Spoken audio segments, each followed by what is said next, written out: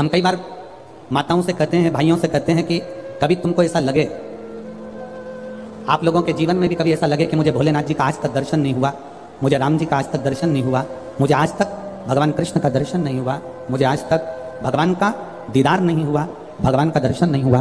तुम्हारे मन में अगर कभी ऐसा लगे तो एक बार 7 दिन का पूरा नियम ले लो।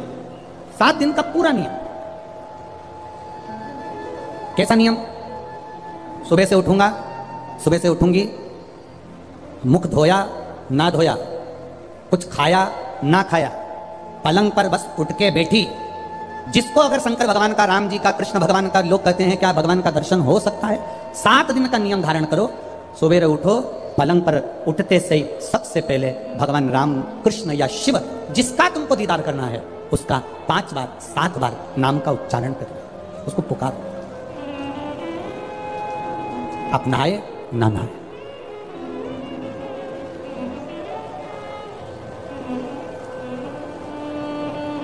एक पत्र कल आया था, दतिया की कोई माताजी ने लिखा था।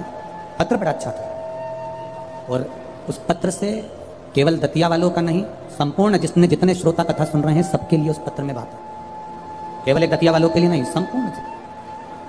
उस पत्र में किसी ने, माताजी ने लिखा था, गुरुजी हमें यह पूछना है कि हम स्त्री हैं, हम नारी हैं, और स्त्री महीने में रजो धर्म से हो जाती है, रजस्वला हो जाती है। कल का पत्र है वो। स्त्री रजो धर्म से हो जाती है, रजस्वला हो जाती है, रजो धर्म में आ जाती है महीने में। गुरुदेव, उस समय पर वो ना मंदिर जा सकती है, ना भगवान के लिए कोई कार्य कर सकती है, ना वो कोई अच्छी जगह पर पहुंच सकती है। तो हमें केवल इतना सा पूछना है कि उस रजस्वला धर्म के समय पर क्या हम भगवान का नाम ले सकते हैं कि नहीं ले सकते? हम मंदिर नहीं जा सकते, शिवालय नहीं जा सकते, यज्ञ में नहीं जा सकते, अनुष्ठान में नहीं जा सकते, हम कहीं पर भी अच्छी जगह पर नहीं जा सकते, तो क्या हम भगवान का नाम ले सकते हैं कि नहीं ले सकते? तो महाभारत का चरित्र उठाकर देखिए। द्रौपदी का 3 दिन का रजोधर्म, और दुशासन ने चीर खींचा, द्रौपदी का बाल पकड़कर दुशासन सभा में लेकर आ गए।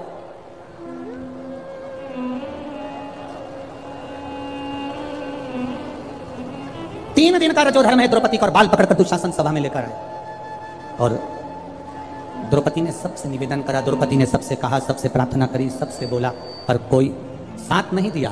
तब गुरु बाबा के कहने पर द्रौपदी ने भगवान कृष्ण को पुकारना प्रारंभ करा, भगवान को आवाज लगाना प्रारंभ करा। अब ये प्रश्न का उत्तर है तुम्हारा।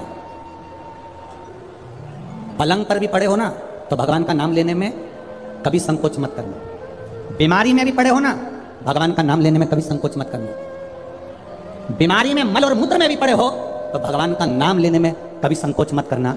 और अगर आप रजोधर्म में भी हो, पूजन नहीं कर सकते, कहीं जा नहीं सकते, पर नाम लेने में कभी संकोच मत करना, क्योंकि जीवन का क्या भरोसा, जीवन का क्या भरोसा। मंत्र जाप, नाम जाप, स्मरण, भगवान को पुकारना, भगवान का नाम लेना, ये बंद नहीं करना।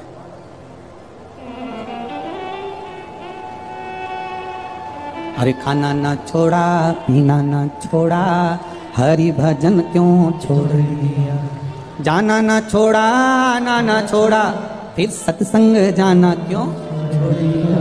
भगवान का नाम लेने में, भगवान का स्मरण करने में, भगवान का कीर्तन करने में, हाँ आप श्रेष्ठ जगह पर मत जाइए, किसी वस्तु को मत छुओ। यहाँ तक शास्त्र कहता है कि अगर किसी ब्राह्मण, संत, गुरु और भगवान के लिए भोजन भी बन रहा है और आप रजो धर्म से हो तो भोजन पर दृष्टि भी मत दो। यहाँ तक शास्त्र कहता है, यहाँ तक शास्त्र कहता है अगर भोजन बन रहा है तो भोजन पर हमारी दृष्टि भी ना जाए। और भगवान का नाम ले सकते हो, आप उसे पुकार सकते हो। मृत्यु की घड़ी में भगवान ये देखेगा क्या उस समय पर कि ये रजस्वला धर्म में है तो अभी इसको हम मार नहीं सकते, अभी हम इसको ले जा नहीं सकते। मृत्यु की घड़ी में ये नहीं देखा जाएगा। मृत्यु की घड़ी में तो केवल तुम्हारा जो करा हुआ पुण्य है, मृत्यु की घड़ी में तुम्हारा करा गया सत्कर्म है, मृत्यु की घड़ी में तुम्हारा करा गया अच्छा कर्म है, केवल वो तुम्हारे सम्मुख में रहेगा। पुकारो, भगवान के नाम को पुकार सकते हो, बुला सकते हो परमात्मा को, पुकार सकते हो परमात्मा को, बोल सकते हो भगवान को। शिव कथा करें। सुयशा ने अपने पिता के कहने पर पार्थिव शिवलिंग का निर्माण किया, पूजन। बहुत सावधानी से सुनना, रजस्वला धर्म के अंतर्गत नारी भोजन भी बन रहा है तो उस पर दृष्टि ना दे। रजस्वला धर्म के अंतर्गत नारी पूजन वाली जगह पर ना जाए। रजस्वला धर्म के समय पर नारी अच्छे कर्म की ओर ना जाए। पर रजस्वला धर्म भी अगर तुम्हारा है, कोई बीमारी भी तुमको है, कोई रोग में भी तुम पड़े हुए हो, पर भगवान का नाम लेने में कोई दोष नहीं है। भगवान का नाम तुम कभी भी ले सकते हो जब तुम्हारी मर्जी करे। 7 दिन का नियम धारण करो। सुबह उठो, भगवान का नाम लो, स्नान करा, पूजन करो, बाबा के मंदिर में जाके 1 लोटा जल समर्पित करो, घर आओ, भोजन करो। भोजन करने से पहले अपने पास में थोड़ी सी अग्नि, जो तुम्हारे यहाँ चूल्हे में हो, जो भी अग्नि हो, उसको लेकर जो भोजन की थाली में भोजन है, उस थाली के भोजन को निकालकर अग्नि में दीजिए। 1 रोटी निकालकर गौ माता की दीजिए, आधी रोटी जो भी भाग निकाल सकते हो वो स्वामी को दीजिए, और फिर बाबा का नाम लेकर प्रसाद समझकर भोजन को ग्रहण करिए। दिन में शाम को अपने कर्म को करते करते भगवान का नाम लेते रहिए। जैसे ही प्रदोष काल आए, शाम का समय आए, भगवान देवाधिदेव महादेव का स्मरण कर कर 1 दीप दरवाजे के बाहर लगाओ और बाबा का भजन करो। 7 दिन जो नियम धारण करता है, 7 दिन में किसी न किसी रूप में मेरा महादेव आकर एक बार दर्शन जरूर देता है, ये निश्चित था। पर उसमें हमारी पवित्रता होना चाहिए, पवित्रता होना चाहिए। उसमें हमारी पवित्रता हो, उसमें हमारी पवित्रता का भाव हो। हम पवित्र भाव से, शुद्ध भाव से हम भगवान का भजन।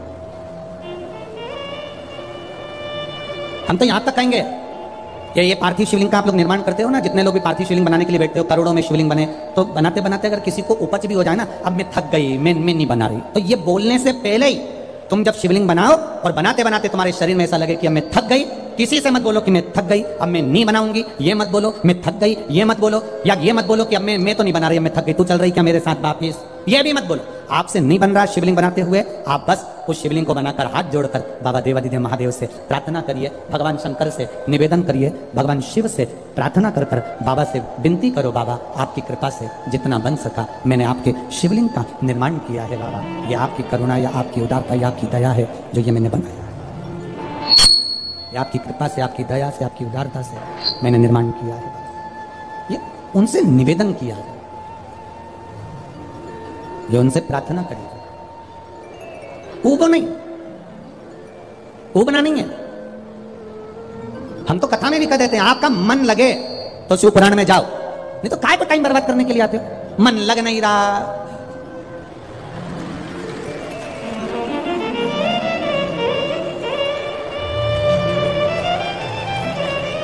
मन लग नहीं रहा, रत्ती भर भी और पूरी डेंटिंग पेंटिंग करके आई, 2 घंटे तक लाइन खींची, डब्बा भरा।